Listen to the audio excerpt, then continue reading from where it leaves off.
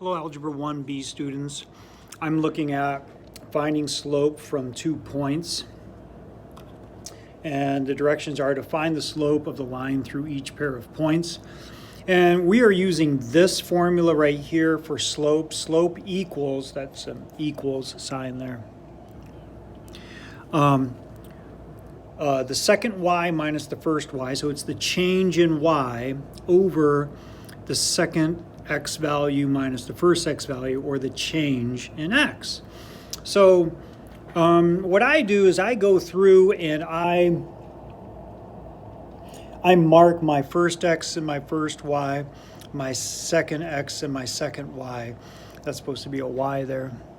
Sometimes y's end up looking like x's if you get too sloppy. This is an x.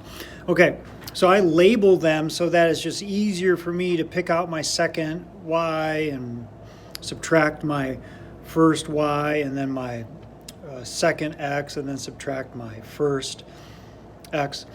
By the way, I don't know if you realize this, but I mean, you could go this way as long as you find the difference between your x's, and as long as you keep it going the same way. Like if I started with 19 and subtracted 7, and started with negative 16 and subtracted a negative 15, you would actually get the same answer, but I could point that out in a problem and show you that if you'd like, but you end up getting the same answer as long as you keep it consistent, whichever ones you are starting with, the first to the second, or if you're starting second to first.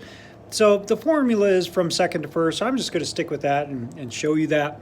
Remember, when you are going to be subtracting, see this, I'm subtracting my second y and my first y. I'm subtracting a negative. Subtracting a negative changes it to plus. Okay, so that's going to be adding. So I'm taking negative 15 minus a negative 16, or adding 16. And I'm going to take a negative 7, and I'm subtracting my first x, which is negative 19. And I get 1 over negative 26, or negative 1 over 26. Okay? For 3, notice I do the same thing. I label these. I end up taking a negative 4 minus 7, and negative 4 minus a negative 6 minus a negative 4 becomes plus 4. And I have a negative 11 over negative 2 when I figure these out. A negative over a negative makes a positive, and so it ends up being a positive 11, 2.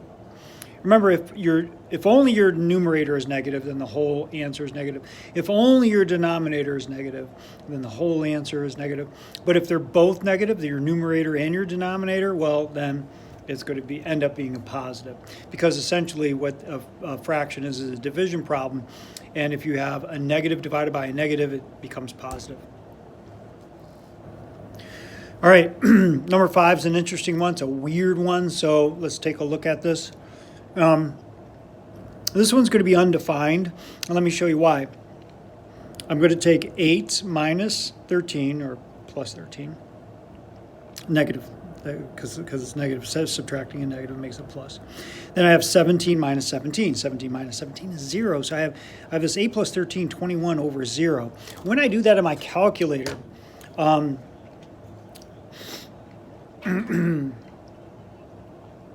I do 21 divided by 0, it's going to say error. Whenever it says error, whenever you have a fraction like that and you have a 0 underneath, and it comes up error, when you put it in your calculator, if you were to divide that in your calculator, that means undefined.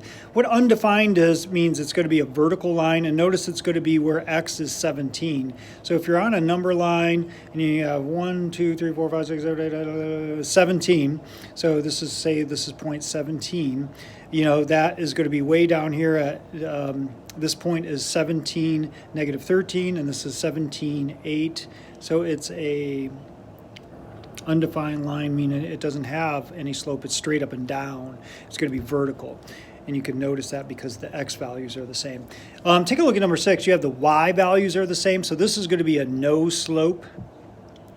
you could just, before you even start looking at it, because you're going to have a 0 on top, because you're going to have 3 minus 3, your y2 minus your y1, 3 minus 3 is going to be 0 over 20 minus 19, 0 over 1, so you're going to have 0.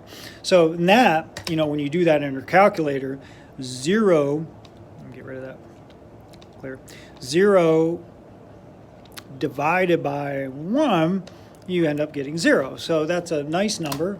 0 is a number, and that's going to be no slope. So in other words, to tell the difference between these, at 3, 1, 2, 3, and then 3, 19, and 20. So like way out here where your x is 19 and where other x is 20, boom, boom, and you connect those two. This is just a flat horizontal line. Horizontals are no slopes, verticals are undefined. Okay, enough of that. Number 7, x1, y1, x2, y2, label them. Makes life easier. I take negative 15 minus 0.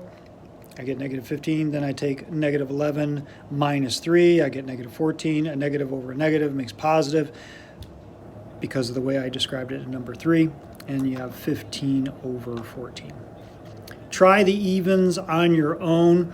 And know that you could find these answers by just looking up finding slope from 2 points. But just writing the answers down does not do you any good.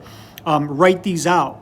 Label the x1, y1, label the x2, y2. You got to show your work, because if you're not showing your work on those, you just wrote the answers down. Understand those. It's going to help you further along in your math life, and you're going to be thankful for it. Good luck.